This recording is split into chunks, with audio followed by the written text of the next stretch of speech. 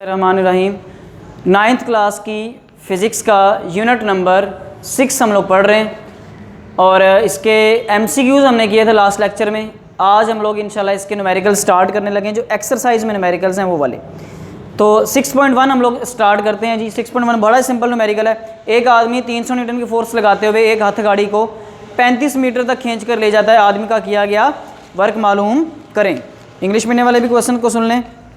A man has pulled a cart through 35 meter applying a force of 300 Newton.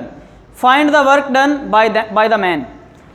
तो इसमें data में, अच्छा बेटे कोई भी न्यूमेरिकल आपने हल करना हो उसके दो हिस्से होते हैं, एक होता है डाटा और एक होता है सॉल्यूशन।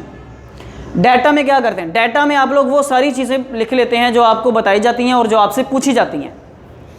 जो चीज़ें आपको दी गई होती हैं, जो वैल्यूज़ गिवन होती हैं और जो वैल्यूज़ फाइंड करनी होती हैं, उनकी एक लिस्ट तैयार कर लेते हैं, उसको हम डाटा कहते हैं। और जो चीज़ आपने मालूम करनी होती है, उसको मालूम करने के लिए आप जो सारा प्रोसीजर करते हैं, फार्मूला लगा के वैल्यूज पुट करते हैं, वो आप सॉल्यूशन में करते हैं।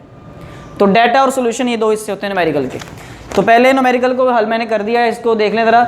डाटा में आप लोग सबसे पहले क्या करेंगे, फोर्स लिखेंगे जो हमें दी गई है। फोर्स कितनी है हमारे पास, 300 न्यूटन। दूसरी चीज़ हमें दी गई है डिस्टेंस यानी S 35 मीटर। फिर हमें दिया गया वर्क डन, W हमें दिया नहीं गया, सॉरी, वर्क डन हमने मालूम करना है। सॉल्यूशन पे आ जाते हैं अब।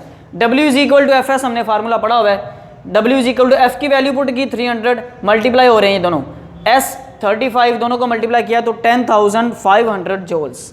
वर्क का यूनिट जूल। एक बात याद रखिएगा बेटे, आपने यूनिट्स लगाने होते हैं डाटा के अंदर। जब आप डाटा जब आप बनाते हैं तो आपने यूनिट्स लगाने हैं क्वांटिटीज़ के, और जब आपने आंसर के साथ लाजमी आपने यूनिट लगाना है, ये आपने नहीं भूलना बिल्कुल भी। डाटा और आंसर में आपने लाजमी यूनिट लगाने हैं। सॉल्यूशन में आप लोग स्किप कर सकते हैं। आगे 6.2 न्यूमेरिकल है।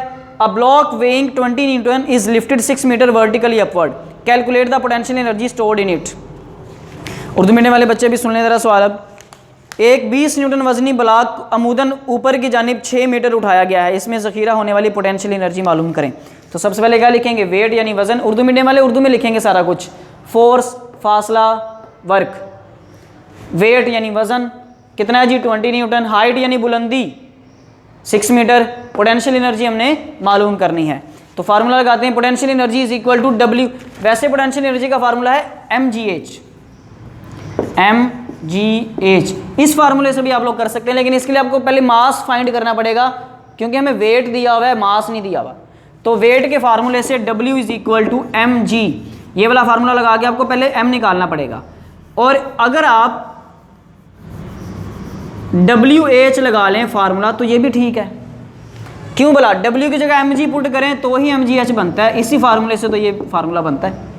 तो हमारे पास क्योंकि W है तो आप लोग ये वाला स्टेप भी जो अप्लाई कर सकते हैं। तो हम लोग क्या करेंगे, P dot is equal to WH direct हो जाएगा।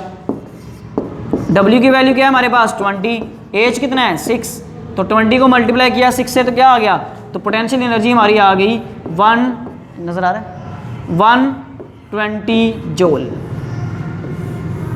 ये हमारी पोटेंशियल एनर्जी आ गई।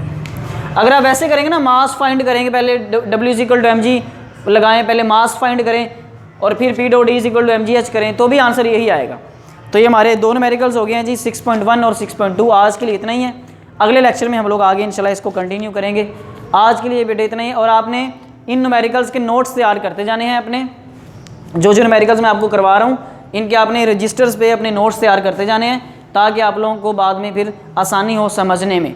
क्योंकि आप की बुक्स का सहारा लेंगे तो उससे बाज़ औक़ात स्टूडेंट्स को समझ नहीं भी आती, डायरेक्ट किया होता है या ऐसे तरीके से किया होता है कि आपको समझ ना आए, तो नहीं, बाज़ औक़ात समझ नहीं आती। तो इसलिए आप लोग अपने नोट्स तैयार करें रजिस्टर्स पे, ताकि आप लोगों को बाद में उसको समझने में, न्यूमेरिकल्स को समझने में आसानी हो। आज के लिए बेटे इतना ही है। अल्लाह हाफ़िज़।